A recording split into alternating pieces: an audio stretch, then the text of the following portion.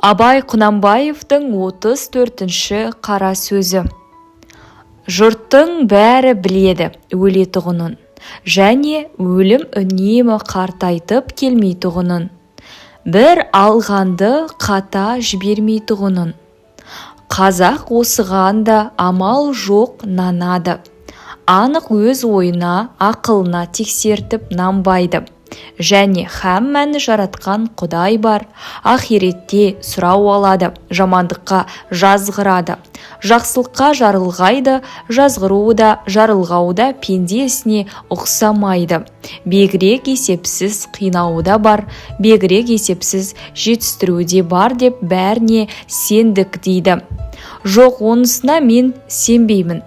Олар сендім десе де анық сенген кісіге уайым ойлап не керек? Осы екеуіне лайықты жақсылықты өздері де іздеп таба береді. Егерде осы екеуіне бұлдыр сеніп отырса, енді неге сендіре аламыз? Оны қайтып түзете аламыз. Оларды мұсылман деп қалайша иманы бар ғой дейміз. Кім ахиретте де, дүниеде де қор болмаймын десе білмек керек. Еш адамның көңілінде екі қуаныш бірдей болмайды. Екі ынтық құмарлық бірдей болмайды. Екі қорқыныш, екі қайғы, олар да бірдей болмайды. Мұнда екі нәрсені бірдей болады деп айтуға мүмкін емес. Олай болғанда, қай адамның көңілінде дүние қайғысы, дүние қуанышы ахирет қайғысынан, ахирет қуанышынан артық болса, мұсылман емес. Енді ойлап қарай бер, біздің қазақта мұсылман екен.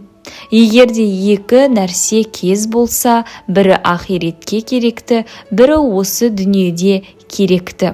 Бірін алса, бірі тимейтұғын болса, сонда біреу ахиретке керектіні алмай, екінші бір кез келгенде алармын деп жоқ. Егер кез болмайтұғын болса, кең Құдай өзі кеңшілікпенен кешіреді дағы, мына кезі келіп тұрғанда мұны жіберіп болмас деп дүниеге керектін алса, енді ол кісі жанын берсе ахиретті дүниеге сатқаным жоқ деп нануға бола ма?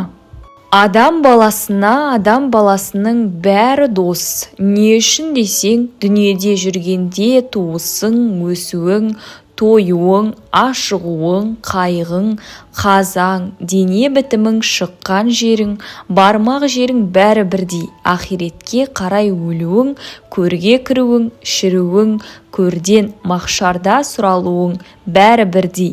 Екі дүниенің қайғысына, пәлесіне қаупің, екі дүниенің жақсылығына рахатың бәрі бірдей екен. 5 күндік өмірің бар ма, жоқ па? Біріңе бірің қонақ екенсің. Өзің дүниеге де қонақ екенсің. Біреудің білгендігіне білместігін таластырып, біреудің бағына, малына күндестік қылып, я көрсе қызарлық қылып, көз алартыспақ лайық па? Тілеуді Құдайдан тілемей, пендеден тілеп, өз бетімен еңбегімді жандыр демей, пәленшенікін әпер демек, ол Құдайға айтарлық сөз бе? Құдай біреу үшін біреуге жәбір қылуына не лайығы бар? Екі ауыз сөздің басын қосарлық не ақылы жоқ, не ғылымы жоқ бола тұра, төзімдікін жөн қыламын деп, құр ой тәңір-ай деп таласа бергеннің несі сөз, оның несі адам?